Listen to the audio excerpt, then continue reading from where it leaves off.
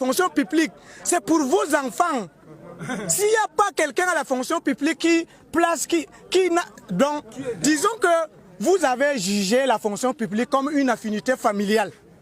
Vous voyez, nous avons accepté maintenant la terre. Et maintenant, vous nous jugez encore étant de mauvais emplacements. On part encore où? Amenez-nous alors maintenant les avions, peut-être les autres pays qui peuvent vraiment nous prendre en charge. Nous accueillir comme étant aussi des Africains. S'il y a des engins ou bien des véhicules qui peuvent venir pour nous prendre, actuellement on peut vous laisser le pays là. Bonjour les enfants, c'est papa. Il y a quelques années, j'avais fait une chanson qui disait « Tu veux garder le Cameroun pour toi, ok, on te le laisse, vas-y, prends-le. Et si tu veux, étouffe-toi avec. On préfère prendre la mer et mourir parmi les poissons que de continuer de vivre dans cette souffrance indescriptible. » Vous vous rappelez de cette chanson Motion de soutien ? 40 ans de dictature, 40 ans de corruption, 40 ans de népotisme, 40 ans de destruction, 40 ans de souffrance, de violence et d'humiliation, 40 ans d'arrogance. Qu'est-ce que je n'ai pas rappé dans ce pays-là? Tu veux garder le Cameroun pour toi, ok, on te le laisse. Oui, vas-y, prends-le. Et si tu veux, étouffe-toi avec. On préfère prendre la mer et mourir parmi les poissons que de continuer de survivre au milieu des requins. Regardez les gamins, les enfants. Ils sont dans le Mayokani. Le petit parle avec son cœur. Partage, fiston. Le petit parle avec son cœur. Il dit, vous avez jugé que la fonction publique n'était pas bonne pour nous. C'est-à-dire qu'aujourd'hui, vous voyez les ministres, le grand ministre, son fils, est déjà sous-préfet, son grand-fils est préfet, son fils, son neveu est DG, Kavaye Yege Djibril, lui tout seul, il a 11 enfants qui entrent à l'ENAM chaque année. Manaouda Manache, il y a au moins 10 enfants qui entrent aux travaux publics, d'autres entrent au CUS à l'ENAM. Le petit a dit, vous avez jugé que la fonction publique, ce n'était pas pour nous. Ils ont accepté du côté du Mayokani. Il dit que vous avez accepté parce que si tu n'as pas un enfant, si tu n'as pas un parent qui est dans la fonction publique, il n'y a pas de chance que toi-même tu sois dans la fonction publique. Et moi je vous dis que c'était la pensée des parents. Hein. Mon père que vous voyez au Cameroun là, tout son rêve c'était que j'entre dans la fonction publique. Il me dit toujours que je te dis que si je ne réussis pas à te mettre dans la fonction publique, c'est comme si je n'ai pas travaillé. Il faut que je suis là d'esprit, que la qualité que j'ai déçue le type là, je ne peux pas savoir. Je sais que mon père aujourd'hui, sa fierté est parce que je suis devenu l'homme que je voulais être. Mais je l'ai beaucoup déçu. Parce que quand il pense de son rêve de me faire entrer à la fonction publique, il était prêt à tout. Je vous l'ai déjà raconté, il part faire l'orange chez tel ministre, il se lève à 5 heures avec une marmite de plantain de régime pour aller se mettre devant la maison ou le DCC, il passe s'asseoir sous le soleil, il supplie madame qui gère le FNE avec l'assiette de maïs sur la tête pour que j'entre à la fonction publique. Donc, quand il a vu que toutes ces humiliations-là, j'ai tourné le dos à ça, je crois que c'est quelque chose qu'il a dit que j'ai fait qu'il s'humilie pour rien. Pour que vous compreniez, je vous fais cette parenthèse pour que vous compreniez, la place importante qu'a eu la fonction publique dans l'esprit des gens. Le petit dit qu'on vous a laissé avec la fonction publique. On est revenu sur la terre. La terre. C'est-à-dire que nous, on se bat pour la terre, où on va manger quelque chose, grignoter quelque chose. Vous venez maintenant nous chasser parce que là où ils veulent installer le parc, c'est pour ça que vous devez partager au maximum. Là où ils ont décidé de venir installer le parc Mambembe, on fait partie des populations qui eux-mêmes ne savent pas où trouver l'eau, le courant, l'électricité. Ils sont encore là, ils ont trouvé un petit coin où ils peuvent ne serait-ce que discuter l'eau avec les chèvres et les autres rampants dans les rigoles.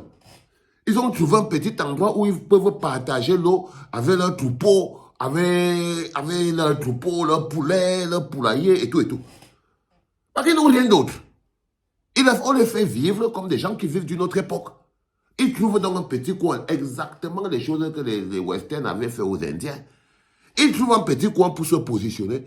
C'est là où les mecs partent faire leur business, avec les Chinois, avec les Indiens, avec les Marocains, pour venir les expulser pour qu'ils installent le parc Mambembe.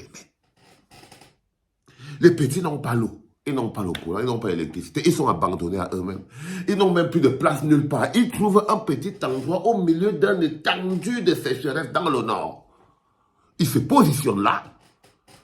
Ils creusent des petits trous pour sortir un peu les racines du sol, manger, boire un peu de l'eau, donner un peu à la chèvre, donner un peu à la fille. Ils tiennent là, comme ça, là, à bon gré la chance. Même jusque-là. Même jusque-là, il paraît que c'est parce que le vieux d'Aïkole et d'Aïssa, là, n'est plus là. C'est lui qui protégeait la parcelle de terre, là. Et que maintenant que le vieux d'Aïkole n'est plus là, on a décidé donc de venir expulser tout le monde qui est là pour venir mettre le parc. Pour venir mettre le parc Mampempen. On chasse tous les enfants que vous voyez ici. Tous les enfants que vous voyez ici sont obligés, doivent se faire voir ailleurs. Donc quand je vous explique tous les jours l'importance du non à la candidature de Paul Biya, c'est pour que vous compreniez qu'il n'y a même pas un autre président qui peut faire vivre ça aux Camerounais. Il y a des choses que les Camerounais ne peuvent pas accepter de quelqu'un d'autre. C'est pour ça que Paul Biya doit nous libérer. Parce qu'on ne peut pas continuer. Ce genre de souffrance, si vous croyez que quelqu'un d'autre peut imputer ça au Cameroun, peut imposer ça aux Camerounais. Non. Quelqu'un d'autre ne peut pas imposer ça aux Camerounais, le type de souffrance-ci. Et si Pomba est candidat à cette élection, c'est 7 ans de souffrance encore pour ces enfants que vous voyez ici. Parce que le seul fait que vous le laissez être candidat est la preuve que vous avez laissé le vol, la tricherie et tout s'installer. Vous avez abandonné. Parce que vous savez très bien, la machine à fraude est telle que soit vous êtes prêt de descendre sur le terrain avec les mains. Vous me dites maintenant que non, vas-y, on ne t'inquiète pas. On lui laisse seulement le petit temps là. C'est une porte de sortie qu'on lui donne en lui disant, ok, on fait l'élection. Si jamais tu aimes ton corps, sors tranquillement par l'élection là. Sinon, on va te faire sortir par la force. Oui, là, je vais aussi rester tranquille en me disant, ok, les gars veulent lui donner une dernière chance. Qu'il sorte doucement par l'élection, il passe sa route. Mais s'il tente même de gagner ou de faire quelque chose, qui ne peut pas gagner, regardez la vie ici. Qui gagne l'élection dans un contexte pareil? Non, c'est de la tricherie. Personne ne peut gagner ces gens-ci quand vous les voyez. Est-ce qu'ils peuvent voter pour Pomba?